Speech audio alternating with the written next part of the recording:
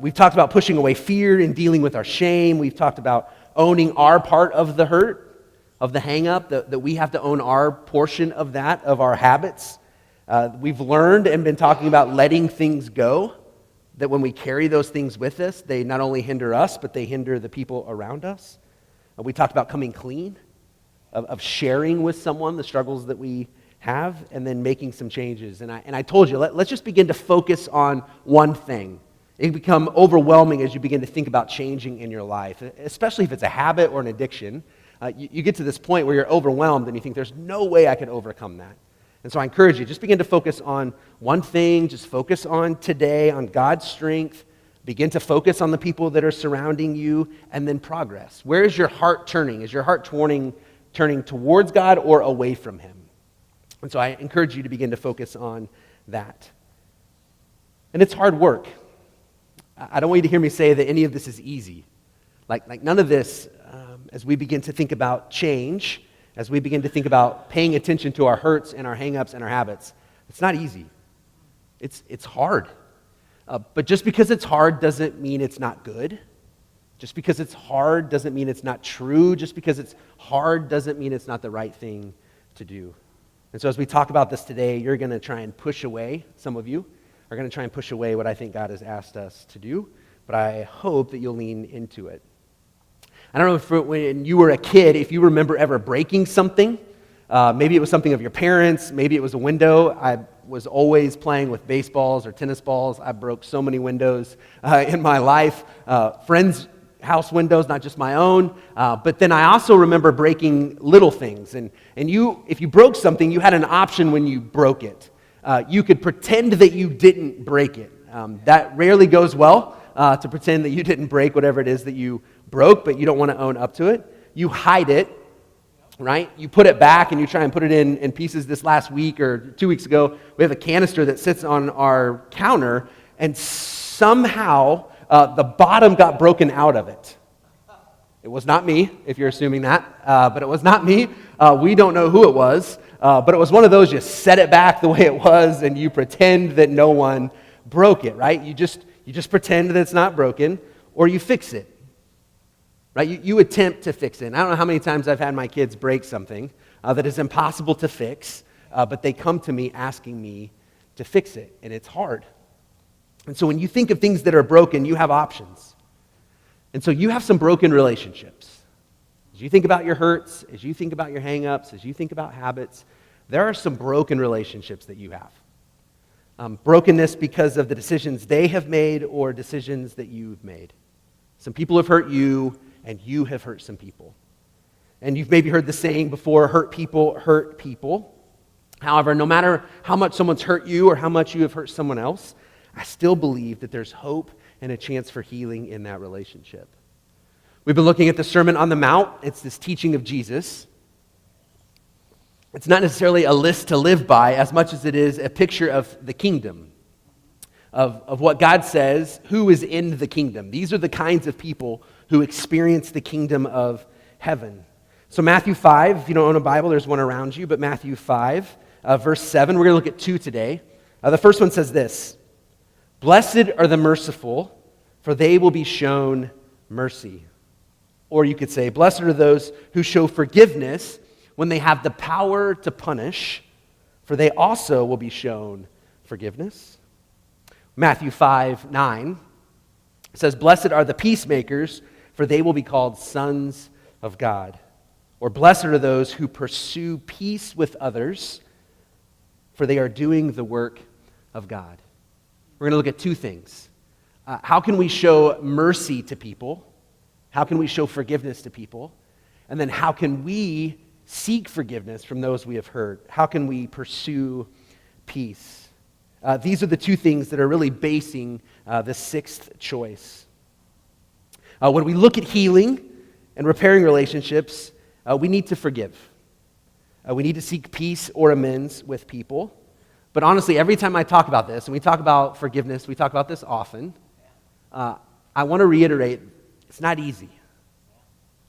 It's not. I don't necessarily know what you've experienced. I wouldn't pretend to know the pain that you've experienced. I just know my story. I know my own past. I know my own relationships. I know the hurts that have happened to me as a young child, as a teenager, as a young adult, and I know what it's looked like as I've even just in the last couple of years begin to work through that. So I know. I may not know yours, but I know my own, and I know what happens when you begin to live these principles out. When we're quick to be merciful, and when we pursue peace with those that we've hurt. And so the first choice we're going to look at today is that you'll just begin to repair relationships by showing mercy to those who have hurt us. Now, why do we do this? We do this, number one, if you want to take notes. Hopefully this will help you. God forgives me. So why should I forgive people? Well, I should do it because God forgives me. If you were here earlier in the series, I try to push the fact that no matter where you've been or where you are or what you've done, that forgiveness is available to you. You don't have to beg for it. You don't have to barter for it. You have it. It is at your fingertips to receive in your life. You get to decide whether or not you want to receive God's forgiveness. And when you do that, He no longer holds those things against us. God does not come back and say, I know you asked for forgiveness. I gave you forgiveness. But you know what? I'm going to bring that up again. I'm going to punish you again for those things. That's not how it works. When God forgives us, He forgives us completely, even though we were in the wrong. Even though we could receive punishment. There could be consequences, so it's not that there won't be consequences to our decisions, but the punishment of God is not there because there is forgiveness. Just last week, I was on 270 and I was in a wreck. I was rear-ended on 270, three-car collision. And so we make our way over to the side of Dorset and we're sitting there, and my car, I was in my Ford Freestyle, which isn't the nicest of cars. I've already been rear-ended in that car and it wasn't fixed. And so I get out and I look at my car and I realize, you know what, there's some more damage. The bumper's hanging off a little more than it already was, right? And so I kind of bang it on, but the girl's car behind me was damaged really bad from hitting me. And then the guy's car that kind of started the collision, his car was messed up as well. And so they exchanged information, and I didn't receive any information other than from the girl. And I received hers just in case something happened and either she needed to get a hold of me or I needed to get a hold of her. And so a day goes by and I start to look at my car a little more and I think, you know what? Maybe I should have had this guy fix my car, right? I'm starting to feel like a little bit in my neck and my back is starting to hurt right? Because he owes me, right? I did nothing wrong. I was sitting still in 270. I played no part in this. And it is his duty to pay the price, right? And as I looked at my car some more and I realized, it's not that big of a deal. I feel a little better and I never pursued it. But I had every right to, right? Because he was in the wrong. But in that moment, that is a picture of mercy, a very simple one. And I'm not trying to lift myself up. I really just didn't want to mess with it, to be honest, right? But there was an opportunity for me to pursue something that was owed to me. And so as we think about the people who have hurt us, maybe they owe something to you. Maybe they do.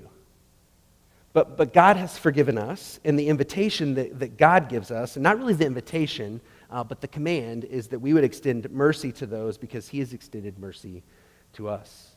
Paul writes this letter to the church, and it's titled Colossians. It's in Colossians 3:13, and he says this: "Bear with each other and forgive whatever grievances you may have against one another." Whatever. There's no list. There's no only these. It's whatever grievances you have against someone, you would forgive those things. Well, why? Paul says right here that we forgive as the Lord forgave you. Like, this is where it gets hard because it's not really an option. If you are a follower of Jesus specifically, forgiveness for other people is not an option. It's something that we have to do. And the reason that we have to do it is because God has forgiven us. And I would say the reason we get to do it is because God has forgiven us. So some of us are still holding on to grievances of the people who have hurt us. We're unable to let those things go. And so I want to encourage you, just as we think about why, the reason we do that is because God forgives us first.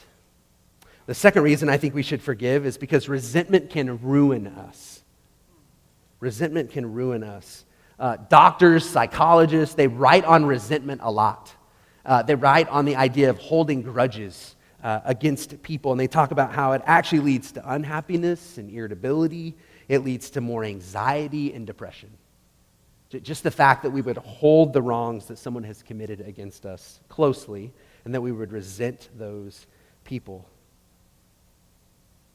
And so we hold on to those hurts, and we think, I'm going to punish those people who have hurt us. That's often what I've thought, right? They've hurt me. The way I'll hurt them back is to hold my forgiveness from them, that I won't show them mercy. And we think that it punishes the other person. But if we're honest, the other person may not even know. The other person may not even realize or understand the hurt that they've caused. And so you kind of are continually hurting yourself as we hold on to those things, as we resent the people who have hurt us. We're continually allowing them to hurt us over and over again. So it impacts you, it zaps your energy, it impacts how you treat other people, it impacts the way you're able to open up to someone. If you're married, it could put up some walls and some barriers between getting close to that person because you're holding a grudge and resenting someone else. The people that you work with or friendships, it will hurt you. So resentment doesn't help us, it just hurts us. The third reason we should forgive is because you're going to need forgiveness again. You're going to need God to forgive you again. And so listen to this scripture. It's in Mark 11:25. It says this, "And when you stand praying, if you hold anything against anyone, forgive him so that your Father in heaven may forgive you of your sins. Not that he would forgive you of your past sins, but he will continually forgive you." Because you're going to mess up. You're going to mess up to other people. You're going to mess up in your relationship with God. And so it's in those moments that we have to realize, I forgive people who have hurt me because I know I'm going to hurt people later as well. I know I need to forgive people who have hurt me because I'm going to need God to forgive me again. It's even in the way Jesus teaches his disciples to pray. So as we've looked at this, we looked at focusing on one thing, and Jesus says, just today, give us our daily bread, just today, give us what we need. Well, we also want to forgive our debtors, forgive our debts or our trespasses as we forgive those who trespass against us. And so it's almost as if God is saying, through Jesus teaching his disciples to pray, the same level you extend forgiveness to other people is how God will extend forgiveness to you. If you understand the greatness of God's forgiveness, then you'll understand how great it is to let other people go, to extend forgiveness to other people. And so theologian John Wesley, he is connected to our denomination, great theologian. Our lineage stretches to him. He tells a story about a guy who came to him and said, I will never forget that person. I'll never forgive them. I'll never forget what they've done to me, ever. And John Wesley said, I hope you never sin, because we all need what we don't want to give. We all need forgiveness, even though we may be hesitant to forgive the people around us. Now, here's what I would probably say. In this setting, most of you know that. I would even say most of you believe that. But the barrier often comes is because we don't know how. We don't always know how to forgive, or if we have forgiven people who have hurt us. And so here's just a few tips as you begin to work through this. How do you forgive someone? Well, the first thing you do is you reveal the hurt. And I feel this is one of those areas that we don't pay enough attention to. This is one of the areas I think the church, maybe someone has stood up and made forgiveness something that was easier than it is, and just that you just need to forgive. But I think for true forgiveness to happen, we have to reveal the hurt. We have to name the hurt. We have to acknowledge that what they did to us hurt. We don't repress it and pretend that it didn't hurt. Right? I've been in situations with people where I've named something that I knew happened, and they make statements like, well, it really wasn't that big of a deal. No, it was. And so don't repress it, don't pretend, don't ignore it. You can't really forgive someone if you are just ignoring the pain that was caused. You can't suppress it. You can't just make excuses for what they have done. To find healing, to move past the pain, we acknowledge the hurt that someone's caused us. That we have to admit that they've wronged us. And some of you have never done that. Just to be vulnerable and honest, one of the relationships that's closest to me that I've had to work through forgiveness the most, in just some family relationships, I just always made excuses. I just excused their treatment of what happened. I just excused, well, this is what happened to them, and I'll just excuse it. But when I was excusing it, I really was never able to forgive what they did. Because I wasn't acknowledging the pain that they had caused. That I'd never acknowledged the sin that was committed. And so if I don't acknowledge it, there's really no reason to give forgiveness. And so this, I think, for many of you, I think this is one of the choices that you have to make. That whether it's with yourself, through a journal, through someone you're close to, it's making the statement of the pain that was caused. Not necessarily to the person who caused it, but just to acknowledge that there was some things that happened that shouldn't have happened. Well, when I was a kid, my dad gave me a pocket knife, even though my mom didn't want my dad to give me a pocket knife. My mom knew me too well already. But my dad gave me a pocket knife. And I was in my garage, and I was whittling wood. I had found a branch, and I brought it in, and I was whittling a little wood in my garage. And I had never really messed with a knife. And so I'm whittling wood, and I cut my finger pretty good. And I would say I was probably my son's age. So I'm probably about 8 or 9 when I'm messing with this knife in my garage. And I cut my hand significantly enough that I began to be afraid. And so if you, maybe you had a dad who had these little pink rags. They were pink in my house. I don't know if anyone else has ever had those. It was like the shop rag, right? And normally what was on that was oil or some other form of grease. And so as an 8 or 9-year-old, I have blood, and the first thing I see is this pink rag. And so to hide it, to try and figure out what to do, I wrapped the oil rag around my finger. And I don't remember how long I just stood in my garage, right? Because as an 8-year-old, I thought, okay, this didn't happen, right? It'll go away. I'm not going to have to tell what happened, but I needed help, right? I had to acknowledge that there was some blood and that there was a cut and that there was some pain. And for healing to take place, I probably needed to tell my mom. I probably needed to go to the hospital. And so I remember telling my mom and going to the hospital, and that's the only way that there could have been healing for me, right? And so for you, I just know that there's been things that have happened and you've made excuses. You've really let people go free in the sense of not acknowledging what had happened. So can you just begin to acknowledge that it hurt? This is the best way to begin to pursue true forgiveness, is to acknowledge the hurt first. And then once you do that, you then have an opportunity to release people. Let people go. See, when we don't forgive, really what we're doing is we're punishing. In our mind, we're punishing people. And here's what I want to encourage you. You can let people go even if they never ask for it. That you can give forgiveness to people even if they never acknowledge the wrong that they've done. It's hard, but you can acknowledge to someone close to you that there was pain, and then you can, in your heart, begin to forgive someone.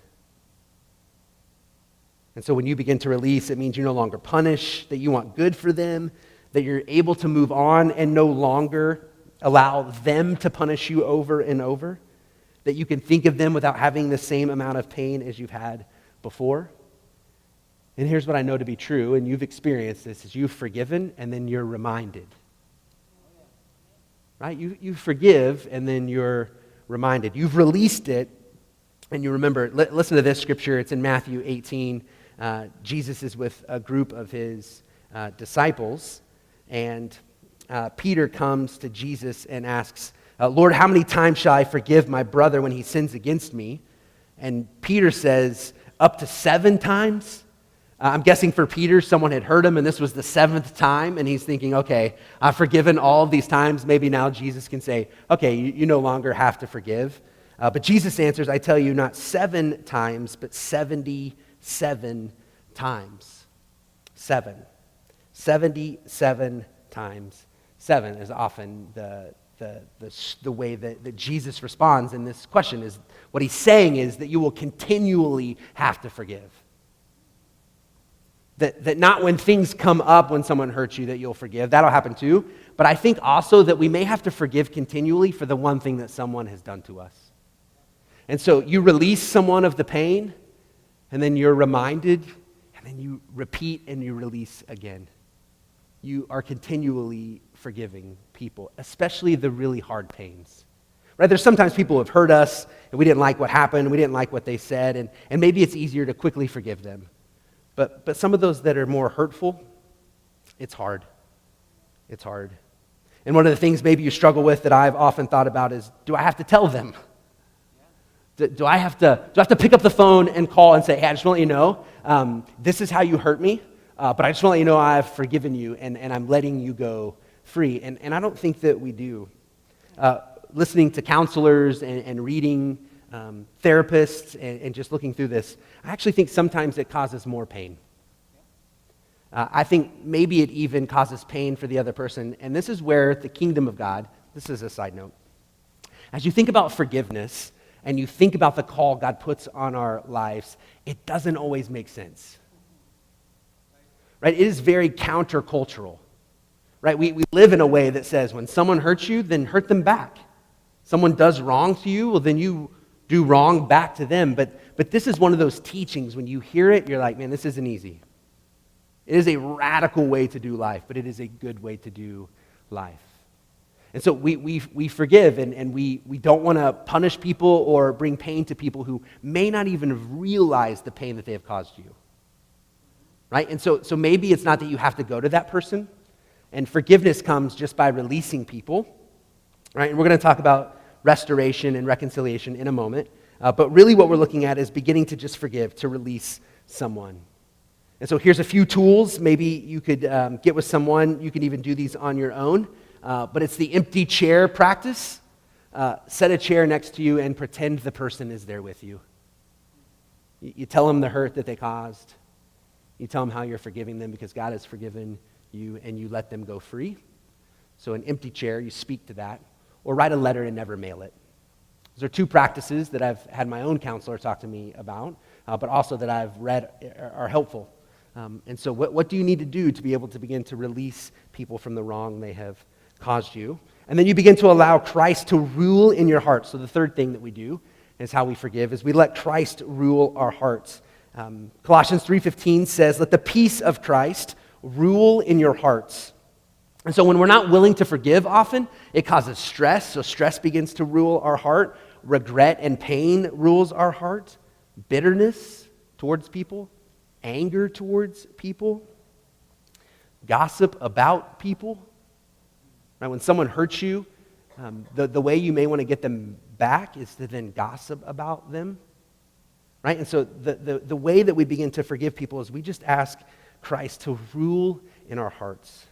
And when he does that, he begins to give us peace.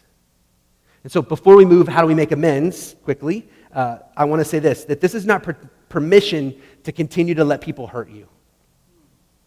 Right? So this doesn't give permission to people to do whatever they want to do to you. You have boundaries. You have clear expectations. Relationships maybe look different. And so forgiveness doesn't mean you're just a punching bag for whoever wants to hurt you. So just know that. It's not giving permission, but you in this moment get to choose what your future looks like and how you feel about that person, but also how you feel about yourself and the peace that could rule in your hearts. So I want to encourage you. You begin to reveal the hurt, you release them, and then you allow Christ to rule in your hearts. And so, some of the things in your life, the hurts and the hang-ups and the habits you formed are because of the hurts that other people have caused you to experience, what they've done to you. However, we know we've hurt other people. We know we've not always done right. And so if we're going to find healing and hope, I think we have the opportunity to make amends with people, to seek out forgiveness for the wrong that we have committed. To make amends means that we have to acknowledge and seek forgiveness for the hurt that we've caused others. And so I think that relationships can experience reconciliation And what I mean by that is that it reestablishes a relationship after things go wrong. Right? So forgiveness can happen and you both go your own way. Right? The relationship maybe isn't there anymore. Both people say their piece, or one person, you forgive someone, and that's what happens. There's forgiveness that takes place. But I think through forgiveness that there is a chance for reconciliation, that there is a reestablished relationship after things have been broken. God has reconciled us back to him and has invited us, has asked us to be reconciled with one another. And so there is the opportunity for that. And then through reconciliation, there's a chance for restoration, that you could return back to what it was. So not only reestablish relationship, but it can return. And so I've seen this in marriages, and maybe you're in a place in your marriage where you're just existing with one another, that there's been a lot of hurt, and there's been a lot of pain, a failure to acknowledge that, a failure to really forgive and to release and let go. And maybe once that happens, maybe there's a chance that you could do that you could start with forgiveness, that through help, maybe there's a chance of reconciliation. Not that you've even been separate, but maybe reconciliation even if you're still together. And then restoration. Like we want to believe in miracles. Right? We want to believe in miracles in healing, but I also think there's a chance that miracles can take place relationally. Maybe with a parent or with your child, a spouse, a good friend. Maybe there's a chance for some reconciliation and restoration. But it all starts with forgiveness. And even if forgiveness is as far as you get, that is what God has asked us to do. Listen to Matthew 5:23 through 24. This is how important it is that we make amends with people, that we work towards peace. He says this in Matthew 23:24. It says, if you're offering your gift at the altar, and there remember that your brother has something against you, leave your gift there in front of the altar. First go and be reconciled to your brother, and then come and offer your gift. This is an extreme statement, I think. If we were going to practically live this out, if you were to come on a Sunday morning, Greg begins to sing, right? And we begin to enter into worship, and something comes to your mind that someone has a reason to be upset with you because you have done something to hurt them. Jesus says, leave. Literally, that's what Jesus is saying. It's not even worth it to stand and to worship, to give an offering, if you're not willing to go and make amends with someone. The importance is that you are desiring to make amends with people far before you ever even come into this space. That your heart is always aware of maybe when you've hurt someone, and that you would be quick to make amends. Paul, this is one of my favorite scriptures, Romans 12:8. It says this, if it's possible, and I've shared this with you before if you've been around here. Paul says, if it's possible, meaning sometimes it may not be. But if it's possible, as far as it depends on you, live at peace with everyone. If it's possible, as much as it depends on you and your actions and your words, live at peace with everyone. I just read about Lawrence, Kansas. 2 police officers were called to a road rage situation in a parking lot. The cops arrive at the parking lot, and there are 2 cars almost touching head to head, head to head, bumper to bumper. And the cops arrive, and they begin to hear the story, and neither the guy who is entering into the parking lot or the woman who is trying to leave the parking lot is willing to move. That they are unwilling to budge out of the way. There's no one else around. There's no other cars. There's nothing blocking them. They are just sitting. And when the cops finally get there, it had been 20 minutes where these 2 cars just sit facing each other. And you can get on and you can read this. Lawrence, Kansas Twitter, they document the whole thing. And they ask the woman to move. And she says, my car is too big. If I was to move, I'm going to hit something. As she is in a minivan, she's unwilling to back up. And the guy says, look, I have nowhere to go. I'll spend the night here. Literally, so these 2 cars, unwilling to... And it's not that they both have to. They don't have to both move. It just takes one. It just takes one, and so the cops leave them there. The cops leave them, and they make the statement, as far as they know, they're still sitting there waiting for the other person to move. But it takes one. Right? They don't have to both move. You make the move. You make the move. What pain have you caused someone? In what way have the hurts that have happened to you, have they worked themselves out to hurt someone else? What habits do you have that has caused pain for the people around you? Part of the healing of that is to just admit it and to ask for forgiveness. And here's what's important as we do that, as you think about how to do it. Who is it that you need to tell? Who is it that you need to go to and say, I'm sorry? Is it a spouse? Is it your kids, parents? Who is it? A coworker? Who is it that you need to go apologize to? And don't get stuck in the how you'll move forward. Right? The fear of how to move forward will keep you from understanding who it is that you need to apologize to. You may feel overwhelmed. You're not sure how they're going to respond. But who is it that you've hurt? Who is it that you need to go to and apologize? And then the second thing, give a good apology. Honestly, give a good apology. This scripture, I think, applies to a lot, but Jesus says to do unto others as you would have them do unto you. What kind of apology would you want from someone? Here's what I think you do. You name the hurt. This is really important. So if you don't normally take notes, maybe this is one of those that you put in your phone or something. This makes a huge difference as you begin to seek healing with people. You name the hurt. So not just a flippant, I'm sorry, but what are you sorry for? What is it that you did that you hurt them? It could be a lot of things, but you name the hurt.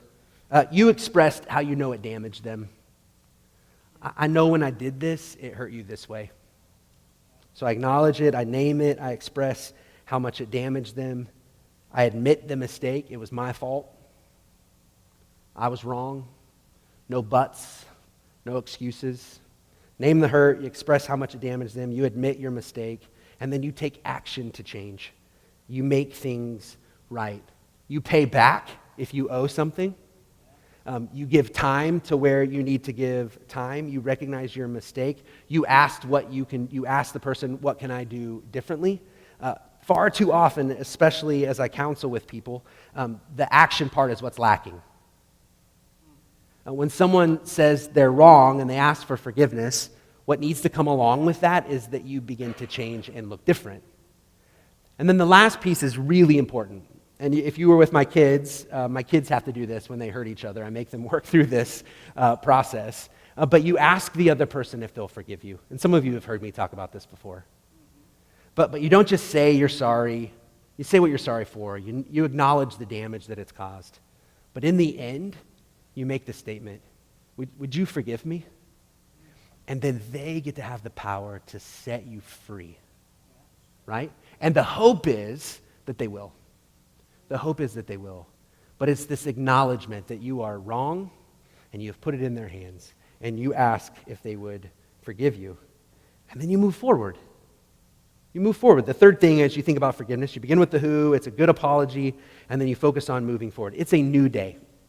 So you don't hang on to it. We've talked about this. You let those things go.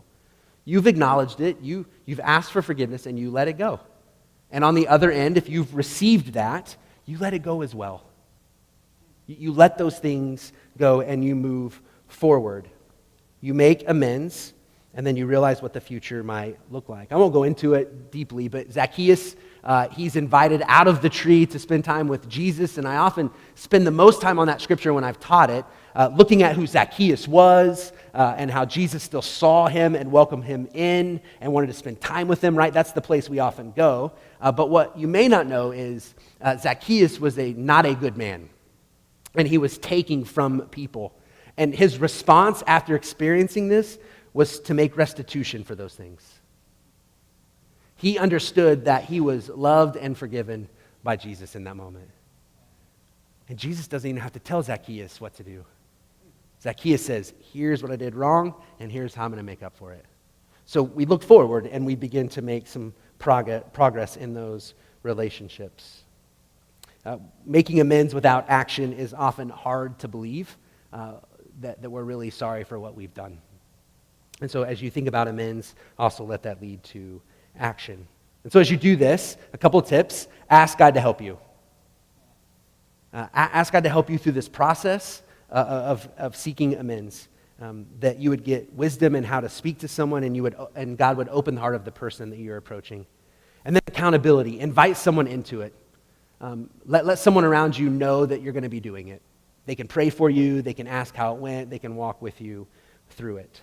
And so prayer and accountability. And then side note again, you may have hurt someone that's no longer around. Maybe it's a parent who's passed and you wish you would have done things differently. You wish you would have said things differently. Maybe it's an ex-spouse that's not around and you wouldn't be able to get in contact with them. Again, it's acknowledging the hurt. It's stating that you were wrong and asking for forgiveness. That can also happen through a letter, through a chair, or with someone that you're close to. But that can still happen. You can still understand what amends look like when you state the wrong that you have done. And so, would you, and here's what I know to believe, as we find ourselves in church, it doesn't mean that we're good at this, right? Just because you are here every Sunday doesn't mean you are good at extending mercy to people or extending amends to people to try and express and admit when you've done wrong. This is hard. And so can I just encourage you to don't wait.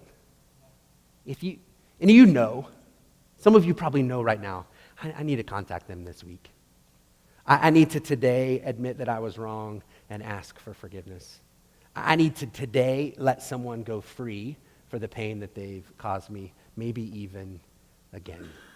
Greg's going to come forward and we'll sing our closing song. Would you stand? I want to give you just a couple of seconds of silence, so stand with me. I don't want to rush through this, and so just a few seconds to examine and ask God to show you. Is there someone that you've not forgiven completely, that you're continually punishing even though they may not know it? And is there someone that you need to seek forgiveness from, that you need to make amends with? So spend a few moments thinking through that, and then I'll pray and we'll sing.